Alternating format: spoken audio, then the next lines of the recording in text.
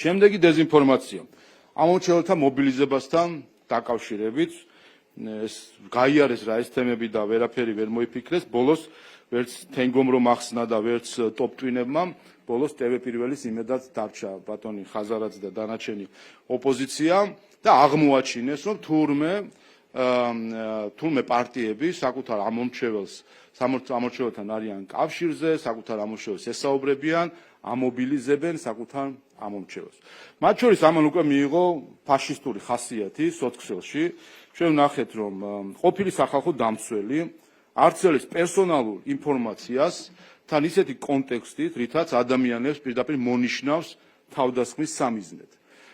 ის ავრცელებს სიებს, სადაც არიან ჩვენი კოორდინატორები, რომლებიც პასუხისმგებელი იყვნენ ამორჩეველთან კავშირზე ამორჩეველთან დაკავშირებაზე, ავრცელებს ამ სიებს, ამ ადამიანებს სახელებს და გვარებს. ერთ-ერთ სიაში მას ასე ვთქვათ წაშლილი აქვს პირადი ნომრებით, ეთყობა ვერ ხვდება რომ სახელი და გვარის პირადი ინფორმაცია არის. ავრცელებს ამ ინფორმაციას თან იმ კონტექსტში, რომ პირდაპირ მონიშნული ყავს ისინი როგორც სამიზნე ვერბალური თუ ფიზიკური თავდასხმისა. აქაც ვიტყვი რომ ქალბატონი ყოფილი სახალხო დამცველი დღეს იცით რომ არის არასამთავრობო ორგანიზაციის წარმომადგენელი, მას აფინანსებს ფინანსდება ევროკავშირის ბიუჯეტიდან და რა თქმა უნდა ასეთი ფაშისტური კამპანიები, როდესაც შესაძლებელი ხდება ევროკავშირის ბიუჯეტიდან დაფინანსების წყალობით, ეს არის ევროკავშირის პასუხისმგებლობა. ერთ-ერთი დამფინანსებელი ამ ორგანიზაციის არის ევროპის დემოკრატიის ფონდი. შეგახსენებთ, ეს ის ფონდია, რომელიც ფარულად ხარჯავს ფულს საქართველოში, მათ შორის პოლიტიკურ აქტივობებში და პოლიტიკურ პარტიებში.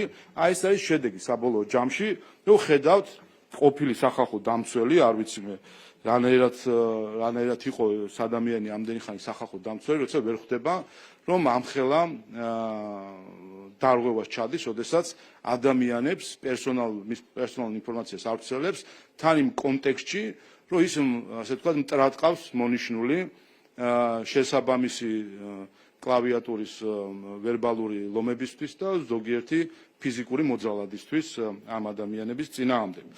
ხა რა ხდება სინამდვილეში? ჩვენ ამ დღეებში, მათ შორის აი ამ ცნობილი სიუჟეტით, რომელსაც მთელი ოპოზიცია ასე სიხარულით შეხვდა, ვინაიდან თენგოს და გრიგოლის შემდეგ და ტოპ-ტვინების შემდეგ სხვა იმედი გადაწყვეტილი ჰქონდათ და ჩამოეკიდნენ ამ სიუჟეტს და რა აღმოაჩინეს? თურმე საოცრებავ თურმე საქართველოში პარტიები არიან დაკავებული პარტიული სამუშაოთი და საარჩევნოდ უპირველეს ყოვლისა ეს გულისხმობს იმას, რომ იცოდე და იცნობდე შენს ამომრჩეველს და მეორე უზრუნველყო რომ შენი ამომრჩეველი მოვიდეს არჩევნებზე და მიიღოს მონაწილეობა არჩევნებში.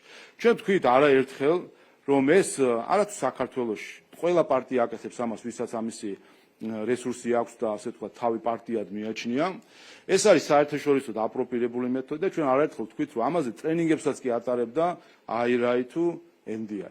აი წარმოგიდგეთ ახლა სახელმძღვანელოებს პირველი ეს გახლავთ NDI-ის სახელმძღვანელო საარჩევნო კამპანიის ორგანიზებასთან დაკავშირებით და იქ პირდაპირ ნახავთ თქვენ 350 გვერდიანი სახელმძღვანელო არის, ძალიან დეტალურად არის აღწერილი, როგორ უნდა შეადგინოს სიები, ბაზები ამომრჩევლების, როგორ უნდა დაყო ისინი შენ მომხრეებად, მოწინააღმდეგეებად, გადაუწყვეტელებად, როგორ უნდა კონდეს მათთან კავშირი და კომუნიკაცია და მათ შორის რატომ არის ეს ყველაფერი საჭირო. საუბარი ამ სახელმძღვანელოში ამორჩევლის სიყვარული საკმარისი არ არის, თუ კი მათ მხოლოდ სახლიდან უყვარხართ.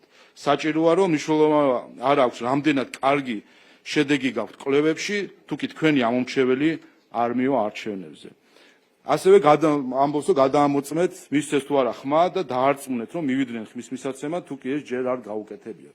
პირდაპირ აღწერილი არის პროცესი მთლიანად, დეტალურად და ამაზე ვსაუბრობთ, ამაზე არა მხოლოდ ჩვენ, ყველა პარტიას ამ ქვეყანაში ამგვარი ტრენინგების, სემინარებში მიუღია მონაწილეობა, სადაც ხდება საერთაშორისო გამოცდილების გაზიარება, დეტალურად არის აღწერილი, როგორ უნდა შედგეს ბაზები, რა ინფორმაცია უნდა იყოს, მასში უფრო მეტი ინფორმაცია არის რეკომენდირებული, ვიდრე თქვათ ამ გავრცელებულ სიებში არის და შემდეგ როგორ უნდა იყოს მათთან კომუნიკაცია და დარწმუნება, რომ მივიდნენ არჩევნებზე, როგორ უნდა გადამოწმდეს არჩევნების დღეს, იყვნენ თუ არა ისინი არჩევნებზე და შესაბამისად როგორ უნდა მოხდეს მათი დარწმუნება, რომ მივიდნენ არჩევნებზე. ასევე გახლავთ IRI-ის სახელმძღვანელო, კამპანიის ორგანიზებასთან დაკავშირებით და ახაც ვნახავთ ასეთ ციტატებს, რომ გადამწყვეტია ის მხარდამჭერი, რომელიც ხმას აძლევს.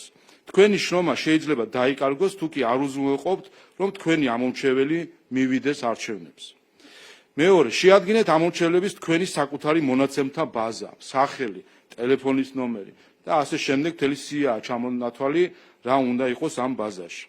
მესამე, არჩევნებამდე ერთი კვირით ადრე დაუკავშირდით ყველა მხარდაჭერას და შეახსენეთ, რომ მივიდნენ არჩევნებზე.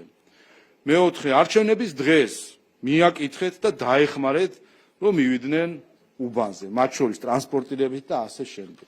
აი ეს არის ის ფარსი, რასთანაც გვაქვს საქმე ოპოზიციის თუ არასამთავრობო ორგანიზაციების სახით, როდესაც არ აქვთ არგუმენტი და ეძებენ საბაბებს იმისთვის, რომ მოარგონ საკუთარ წარმოდგენას სამყაროს. მათი წარმოდგენა სამყაროს და მე ვთქვი კიდევაც, რომ ფაქტობრივად ფსევდორელიგიური მიმართულება ჩამოყალიბდა ნაცობა, როგორც ასეთი და უკვე აქ პარტიულ წევრობას, კუთვნილებას მნიშვნელობა არ აქვს. ყველა, ვინც აი ამ ფილოსოფიით მოქმედებს, სინამდვილეში ამ იდეოლოგიის ნაცობის, ასე ვთქვათ, წარმომადგენელი არის ფსევდორელიგიის, რომელსაც ჩამოაყალიბეს, რომ შეუძლებელია მათ სამყაროში, რომ ქართველი ხალხი უარს ეუბნებოდეს ხელისუფლებაში მოსვლაზე და ეხლა ამ ფსიქოლოგიური პრობლემის წინაშე არიან, როდესაც ნამდვილ რეალობას შეეჯახნენ. ასე რომ ესეც სრული სიყალბე, დეზინფორმაცია თითქოს ამორჩევლების და მხარდაჭერების სიების შედგება, ორგანიზება, მათთან კავშირი იყოს რაღაც საკითხი, რომელიც ერთი ქართულ პრაქტიკა არ იცნობს, ყველა არჩევნებზე, ყველა პარტია, ვისაც ამისი რესურსი აქვს და არის გარკვეულწილად მეტნაკლებად დიდი პარტია, ყველა პარტია ასე მუშაობს, ეს არის პარტიული მუშაობის მთავარი პრინციპი და უცხოური პრაქტიკა ზუსტად ამაზე მეტყველებს და წარმოგიდგინეთ მათ შორის საერთაშორისო გაიდლაინები და სახელმძღვანელოები.